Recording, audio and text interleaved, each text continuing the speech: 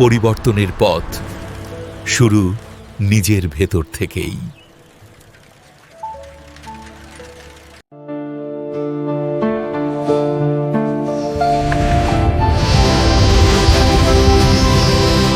নিজের চিন্তা ও আচরণ বদলালে তার ছোঁয়া পড়ে পরিবারে, সমাজে এবং পরিশেষে পুরো জাতিতে।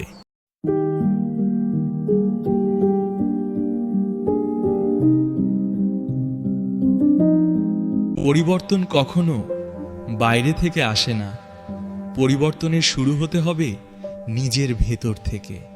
যখন আমরা স্বাধীনতার প্রকৃত অর্থ বুঝব, বাক স্বাধীনতার দায়িত্ব নেব, জবাবদিহিতাকে গ্রহণ করব, আইনকে শত্রু নয় বন্ধু ভাবব,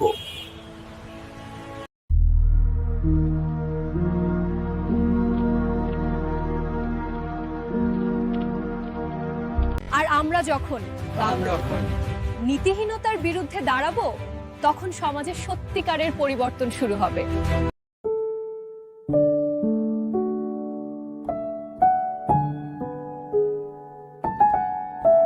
কারণ সমাজ গঠিত হয় ব্যক্তিকে নিয়ে, আর আমরা সবাই সমাজের অংশ।